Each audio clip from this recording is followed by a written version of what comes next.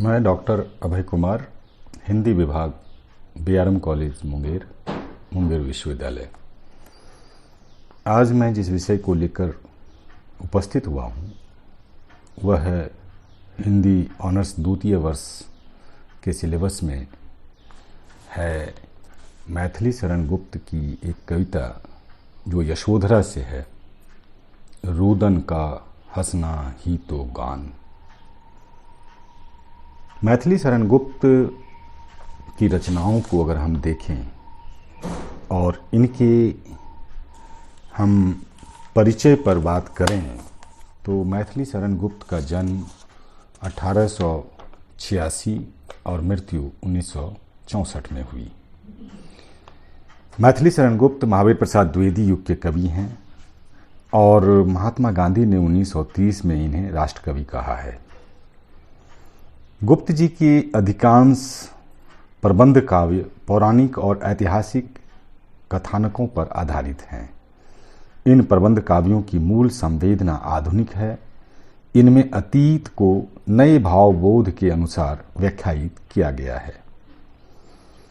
अतीत प्रेम भविष्योन्मुख है और मैथिली शरण गुप्त साकेत में राम के मुख से यह घोषणा करवाते हैं, संदेश नहीं मैं यहाँ स्वर्ग का लाया, इस धरती को ही स्वर्ग बनाने आया। गुप्त जी के नारी पात्र स्वाभिमानी, देशभक्त, कर्तव्यपरायण होकर अपनी निजी वेदना खो नहीं देते, बल्कि साकेत की उर्मिला, यशोधरा की गोपा बहुत जटिल किंतु स्वाभाविक और आधुनिक पात्र हैं। आधुनिकता को समेटे और प्राचीनता को साथ लिए हुए पारंपरिक दृष्टिकोण से मैथिली शरण गुप्त ने अपने काव्यों को रचा है।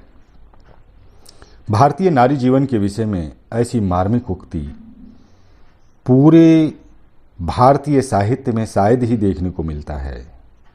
अबला जीवन हाय तुम्हारी यही कहानी, आंचल में है दूध और आंखों में पानी।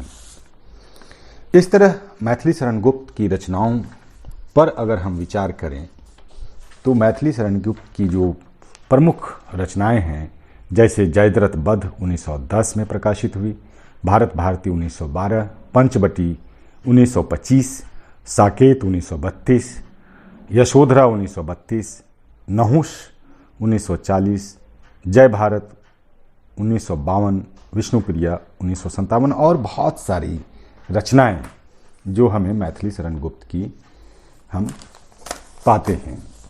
लेकिन आज जिस विषय पर मैं बात करने वाला हूं वह यशोधरा से उद्धृत है और यह कविता के फॉर्म में है। मैं चाहता हूं कि पहले इस कविता का पाठ कर दूं और फिर यशोधरा और साकेत को मिलाकर दोनों में जो स्त्री विमर्श हैं, स्त्री के प्रति जो दृष्टिकोण हैं, कवि ने किस तरह से उसे लिया है और साथ ही साथ मैथिली शरण गुप्त के साथ जो साहित्यिक और राजनीतिक संबंध रहे हैं उस पर भी मैं चर्चा करूंगा। फिलहाल मैं चाहता हूं कि कविता आपके सामने रखूं। यह कविता राहुल और यशोधरा दोनों के बीच एक संवाद है, जिसके परिणाम स्वरूप यशोधरा में उपस्थित हुई है ये कविता। राहुल कहता है, माँ अपनी इच्छा से रोती गाती है, मैं कहता हूँ तो मुझे हठी बताती है, यही सही तू ना गाएगी तो मैं रोने लगूंगा। यशोधरा कहती है, गाती हूँ बेटा, उनके लिए रो रही हूँ तो तेरे लिए गाऊंगी क्यों नहीं। इसके बाद फिर ये जो कविता है, रुदन का हंसना ही तो गान, शुरू होता है। रुदन का हंसना ही तो गान, गा गा कर कर रोती है मेरी हृदय तंत्र की तान। मीड़ मसक है कसक हमारी और गमक है हूक, चातक सी हुत हृदय होती जो सो कोयल की कूक। राग हैं सब मूर्छित आह्वान, रुदन का हंसना ही तो गान। छेड़ो न वो लता के छाले, उड़ जावेगी धूल, हल्के हाथों प्रभु के अर्पण कर दो उसके फूल। गंध है जिसका जीवन दान, रुदन का हंसना ही तो गान। कादम्बनी प्रसव की पीड़ा हंसी, तनिक उस ओर छिति को छू गई, सहसा वह बिजली की कोर।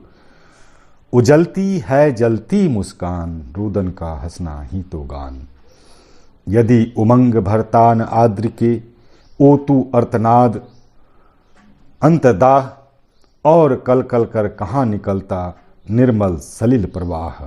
सुलभ कर सबको मज्जन पान, रुदन का हंसना ही तो गान। पर गोपा के भाग्य भाल का उलट गया है वह इंदु, टपकता है अमृत छोड़ कर ये खारी जल बिंदु। कौन लेगा इनको भगवान, रुदन का हंसना ही तो गान। यह जो प्रस्तुत कविता है स्त्री के मार्मिक हृदय की व्यथा है और व्यथा की गान है। शुरू में ही जैसा कि मैं इस कविता के संदर्भ में कहा कि राहुल हठ करता है कि मुझे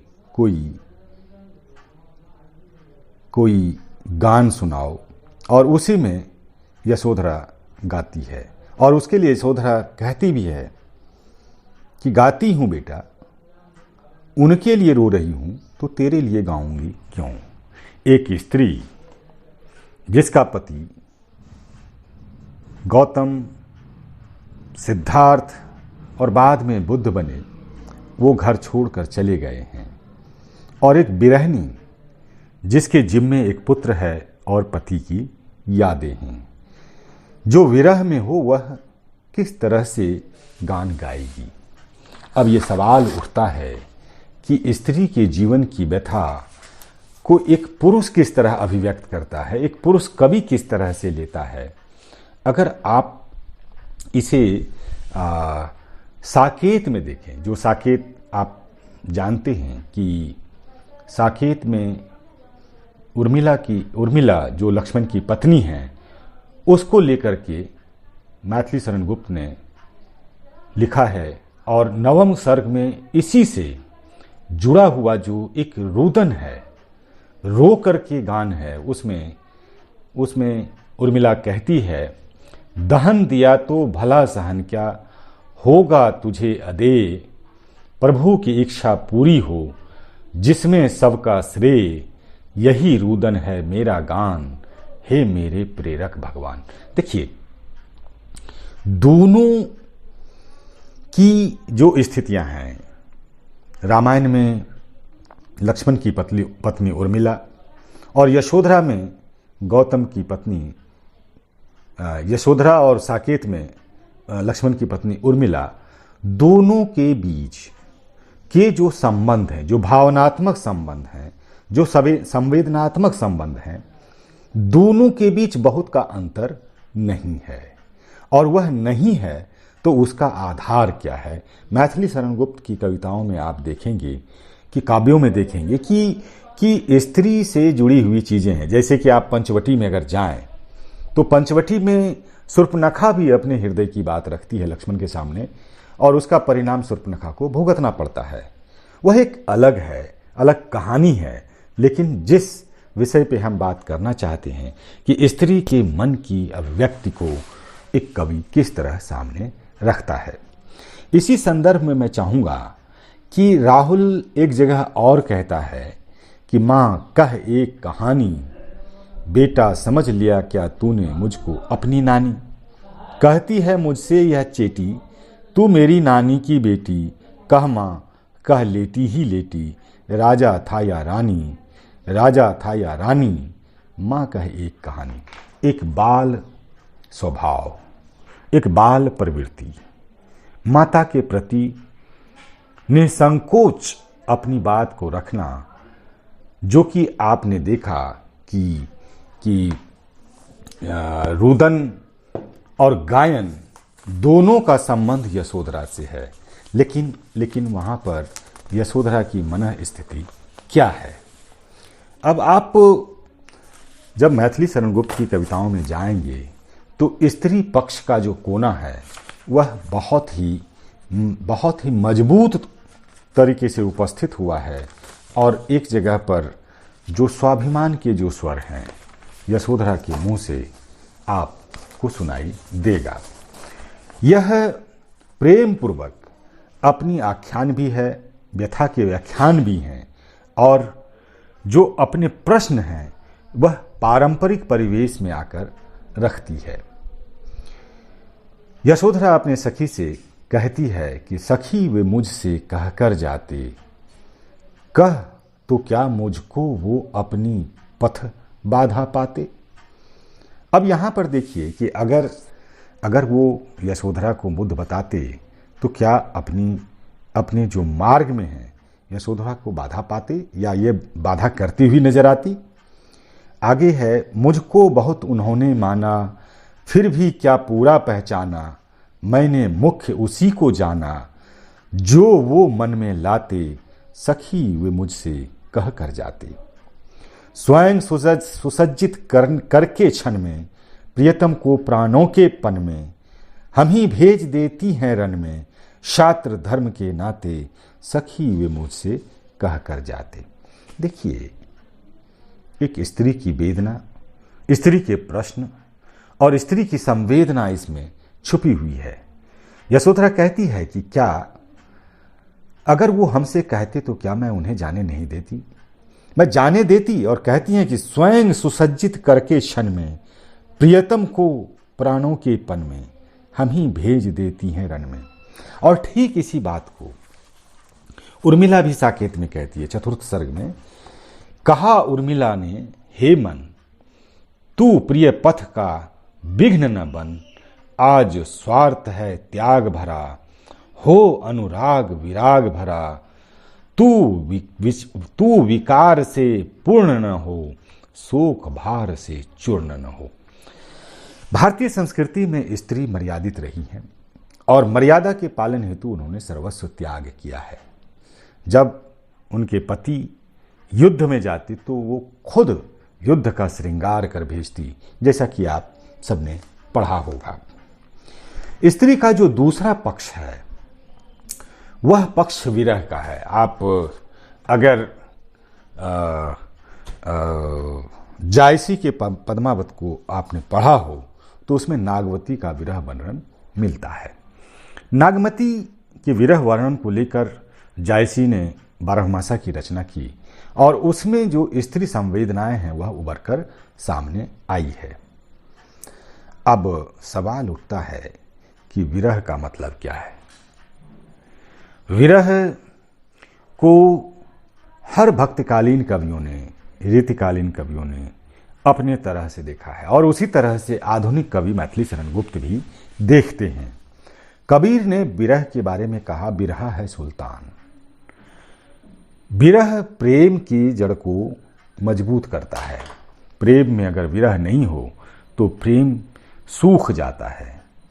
और एक ऐसी विरह की अग्नि जो एक स्त्री अपने मन में भोगती है, अपने मन में सोचती है, उसकी अभिव्यक्ति कैसी होगी। और आप पाएंगे कि यशोधरा और साकेत के माध्यम से मैथिली शरण गुप्त ने इसे बहुत ही सांकेतिक तरीके से, बहुत ही स्थूल रूप में जो स्त्रियों के मन में उठने वाले भाव हैं उसे प्रस्तुत किया है। और इसको हम विस्तार से देखने के लिए हम साकेत में जाएंगे और साकेत में जाकर यह देखने का प्रयास करेंगे कि उर्मिला जो कि लक्ष्मण की पत्नी है और जब लक्ष्मण राम के साथ वनवास जाते हैं तो उस समय उर्मिला घर में रहती है, लेकिन जो घर में है, जो अपने पति से दूर है, उसकी इच्छा और आकांक्षाएं क्या होंगी। अगर आप साकेत की नवम सर्ग को देखें और उसमें जिस तरह से विरह की वेदना उभर कर सामने आई है वह कहीं न कहीं यशोधरा के विरह से भी जाकर जुड़ती है। मैं कुछ पंक्तियों को आपके सामने रखता हूं और कोशिश करूंगा कि इसकी व्याख्या आपके लिए प्रस्तुत करूं। जैसे जैसे एक एक एक एक जो जो जो जो रूदन का हंसना ही तो गान, इसमें इसमें उर्मिला भी कहती है, दुख भी मुझसे विमुख हो करे न कहीं प्रायान, आज उन्हीं में तो तनिक अटके हैं ये प्राण, विरह में आजा तू ही मान, स्वजनी रोता है मेरा गान। एक मैं आपको सामाजिक पहलू के बारे में बात कर रहा हूँ कि जब पहले महिलाएं विवाह में जब विदाई हो या फिर जब वो वापस अपने मायके आती थीं तो वो गा गा करके अपनी वेदना सुख दुख को सुनाती थीं। वह सुनने में तो रुदन टाइप का लगता था, लेकिन वास्तव में उसके जीवन की वो कथा थी जो कि अपने ससुराल में स्त्री बिताकर आई है। और उसी को कुछ इस तरह से मैथिली शरण गुप्त ने साकेत में फिर लिया है। मेरा रोदन मचल रहा है, कहता है कुछ गाऊं, उधर गान कहता है रोना आवे तो मैं आऊं, इधर अनल है उधर जल है, हाय किधर मैं जाऊं। अब आप देखिए कि स्त्री के पास में मानवीय अभिव्यक्ति के दो पहलू हैं। जब दुख हो तो वह रोती हैं, सुख हो तो हंसती हैं, रुदन में गायन है, और जब रोती है तो आंसुओं की धारा फूट पड़ती है।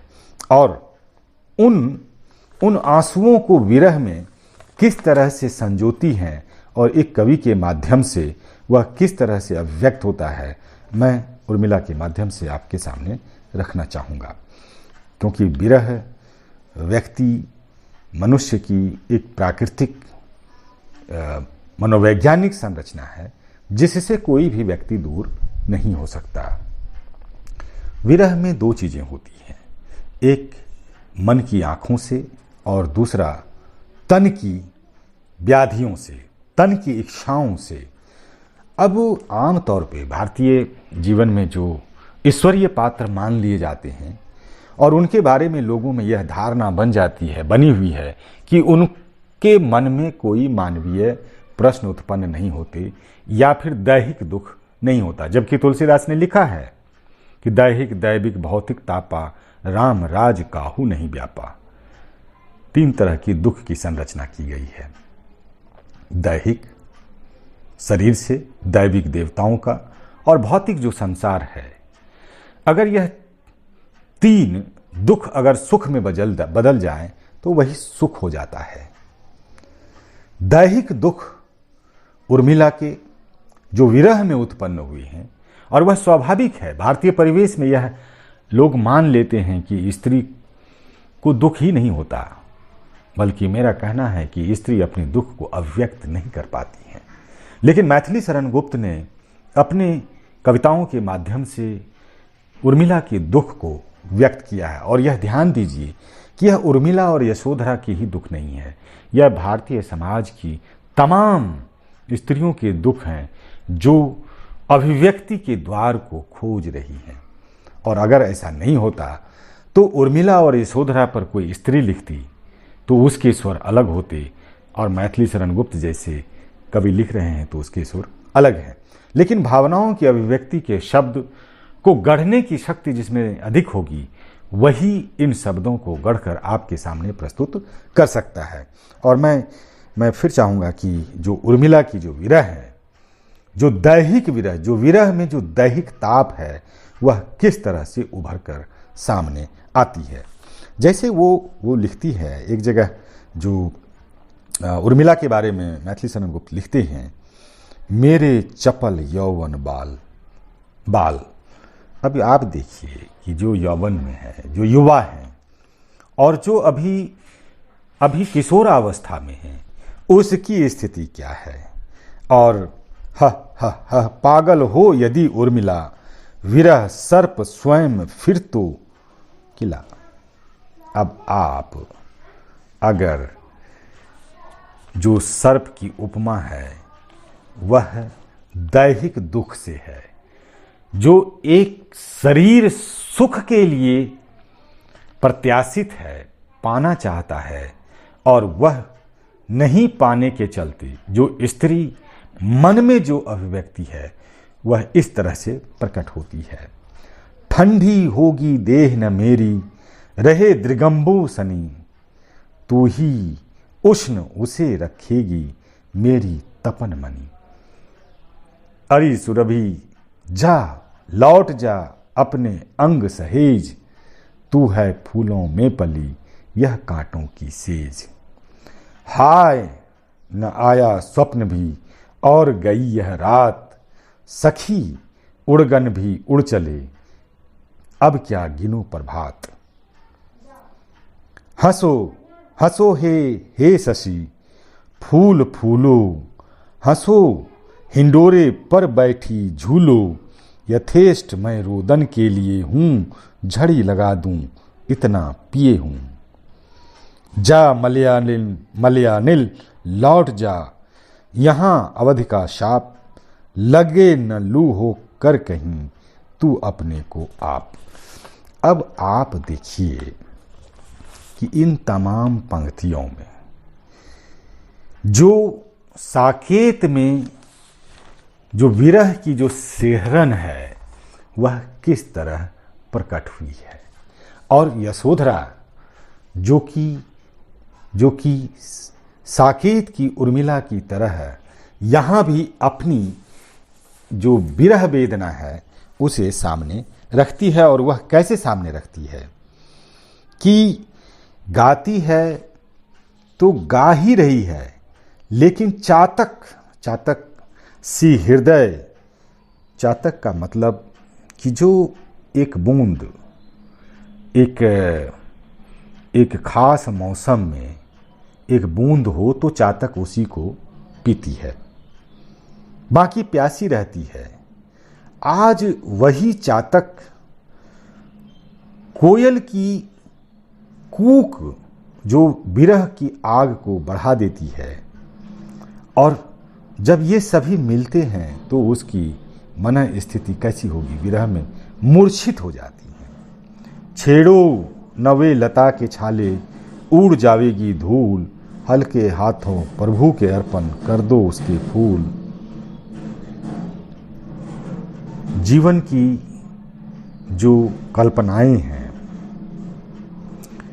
जीवन के जो अरमान हैं, स्त्री जीवन में वह अपने पति के लिए संजो कर रखती है, लेकिन जब वही पति उससे दूर हो जाता है तो फिर क्या बचता है।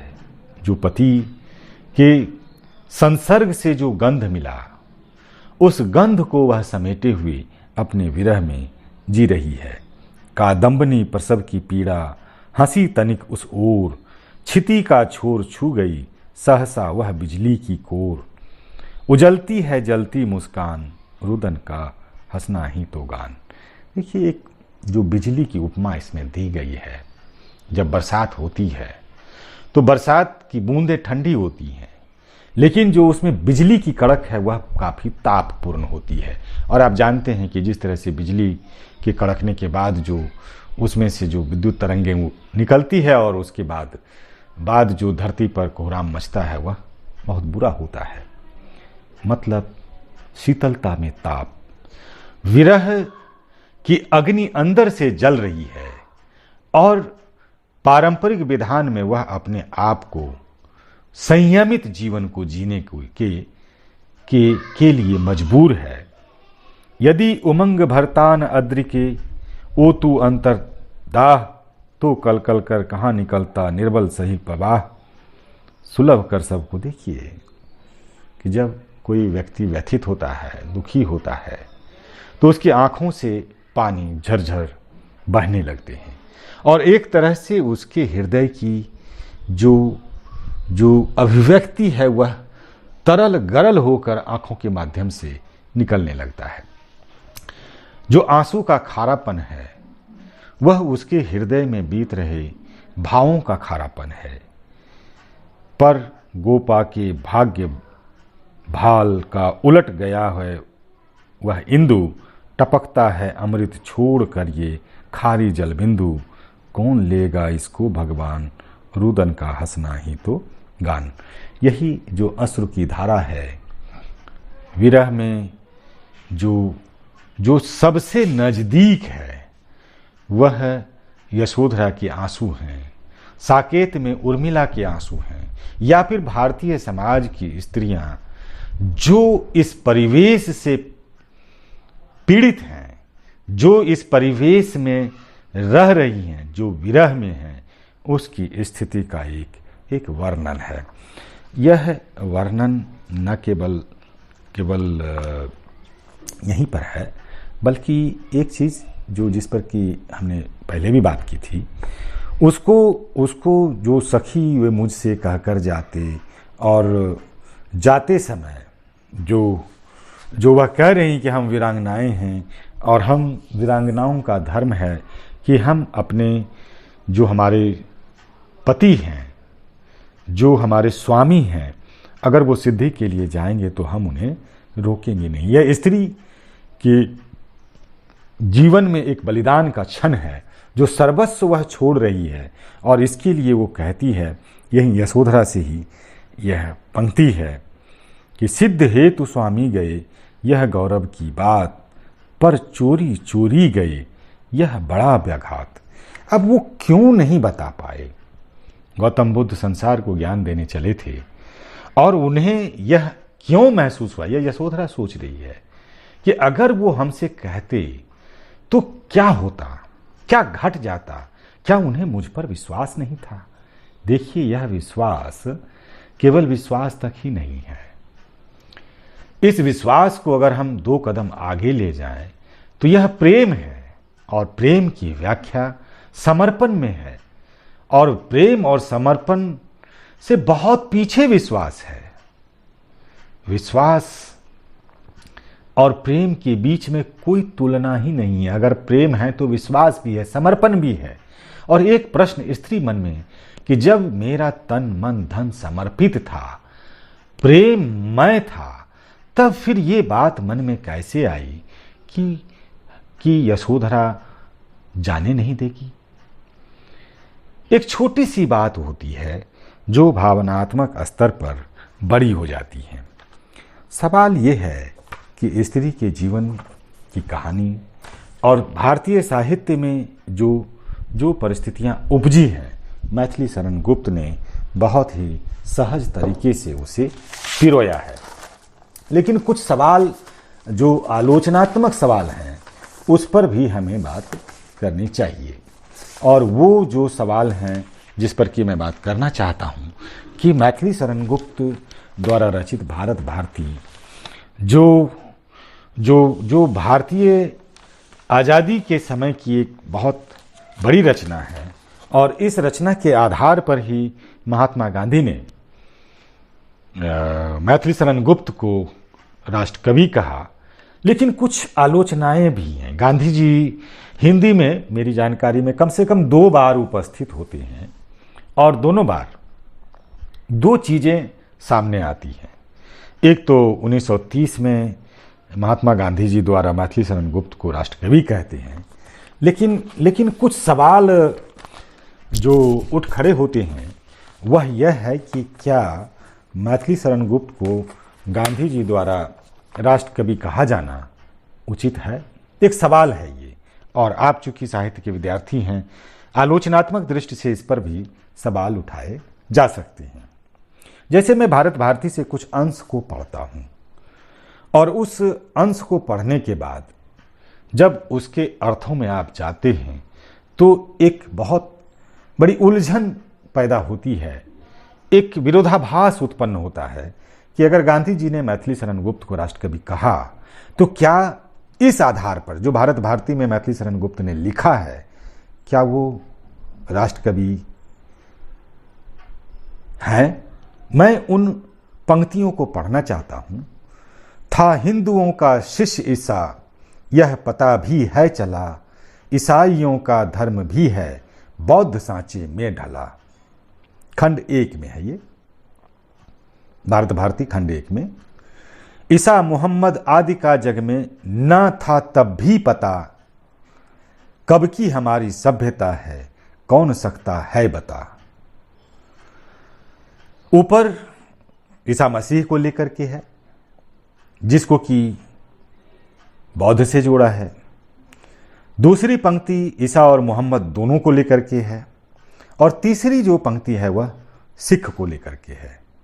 सिख संग हिंदू कुल का ही निज रक्षार्थ संगठन मात्र, गुरुओं ने समयानुसार किए सुशिक्षित अपने पात्र।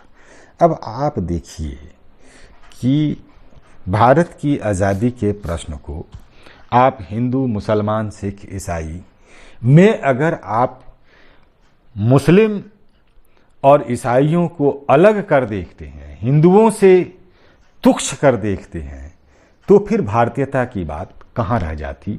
यह मुझे खटकती रही है, इसलिए मैं आपसे शेयर करना चाहा। और दूसरी बात कि जो गांधी जी ने राष्ट्रकवि कहा, और राष्ट्रकवि कहलाने के बाद इस तरह की पंक्तियों के साथ अगर वो राष्ट्रकवि बनते हैं तो मुझे नहीं लगता है कि उचित है। दूसरी जगह गांधी जी का एक हस्तक्षेप है जो निराला के साथ जुड़ करके है, और यह घटना 1935-36 की है। मतलब भारत भारती को लेकर के महात्मा गांधी ने मैथिली शरण गुप्त को राष्ट्रकवि कहा, और यह घटना 1930 की है। और दूसरी घटना 1935-36 की है, जो कि मैं आपको उसके संदर्भ का अंश सुनाना चाहता हूं। और यह जो संदर्भ है इंद्रनाथ मदान की एक आलोचना की पुस्तक है निराला, उसी से पेज 24 से हमने लिया है। मैं उस अंश को मैं सुनाना चाहूँगा। 1935-36 में गांधी जी एक बार फिर हिंदी साहित्य सम्मेलन के सभापति चुने गए थे। इंदौर सभा में उन्होंने कहा था, कौन है हिंदी में रविंद्रनाथ ठाकुर, जगदीश चंद्र बसु, प्रफुल्ल चंद्र राय। निराला ने बापू से भेंट की। आगे का वृत्तांत इस प्रकार है। मैं आपसे निवेदन करने आया हूं कि आप हिंदी की इन चीज़ों का कुछ हिस्सा सुने। महात्मा गांधी, मैं गुजराती बोलता हूं, लेकिन गुजराती का साहित्य भी मेरी समझ में नहीं आता। निराला, मैंने गीता पर लिखी आपकी टीका देखी है। आप गहरे जाते हैं और दूर की पकड़ आपको मालूम है। आपने उसमें समझाने की कोशिश की है। महात्मा गांधी, मैं तो बहुत उथला आदमी हूं। निराला, हम लोग उथले में रहे हुए को गहरे में रहा हुआ साबित करने की ताकत रखते हैं। महात्मा जी चुप रहे। मैंने कहा, मतलब निराला ने कहा, आपने सभापति के अभिभाषण से हिंदी के साहित्य और साहित्यकारों के संबंध में जहां तक मुझे स्मरण है एकाध बार पंडित बनारसी प्रसाद चतुर्वेदी का नाम सिर्फ लिया है। इसका हिंदी साहित्यकारों पर कैसा प्रभाव पड़ेगा, क्या आपने सोचा था? महात्मा गांधी, मैं तो हिंदी कुछ नहीं जानता। तब निराला कहते हैं, तो आपको क्या अधिकार है कि आप कहें कि हिंदी में रविंद्रनाथ ठाकुर कौन है? महात्मा गांधी, मेरे कहने का मतलब कुछ और था। निराला, यानी आप रविंद्रनाथ का साहित्य हिंदी में नहीं देखना चाहते? प्रिंस द्वारिकानाथ ठाकुर का नाती या नोबेल पुरस्कार प्राप्त मनुष्य देखना चाहते हैं? यह सारी सभा सन्न रह गई। मैं इस कविता के साथ में यशोधरा और साकेत के साथ में मैथिली शरण गुप्त की इन घटनाओं को मैं इसलिए जोड़ना चाहता हूं कि जब एक बड़ा व्यक्ति कुछ कहता है तो उसके दूरगामी प्रभाव पड़ते हैं। और यह घटना मैं आपको बता दे रहा हूं कि जैसे कि आपके साथ चर्चा भी हुई कि 1912 में भारत भारती प्रकाशित हो चुकी थी, और 1930 में गांधी जी द्वारा यह राष्ट्रकवि कहा जाना, और राष्ट्रकवि के मुख से जो सांप्रदायिक शब्द हैं, जो ईसा और मोहम्मद और सिख पंथ के बारे में जो बातें कही गई हैं, वह उचित नहीं है। लेकिन मैथिली शरण गुप्त महान कवि रहे हैं। हिंदी साहित्य उसे स्वीकार करता है, और विशेष करके स्त्री जगत से जुड़ी हुई यशोधरा और साकेत को लेकर जो रचनाएं रची गई हैं, वह भारतीय साहित्य में बेमिसाल है। मुझे लगता है कि आप कवि और उनकी रचनाएं यशोधरा और साकेत और मैथिली शरण गुप्त के जीवन से जुड़ी साहित्यिक और राजनीतिक गतिविधियों को आप जान पाए। संक्षेप में व्याख्यान है। मुझे उम्मीद है कि आप मैथिली शरण गुप्त की रचनाओं के साथ साथ साहित्यिक गतिविधियों को भी जान पाए होंगे। बहुत बहुत धन्यवाद।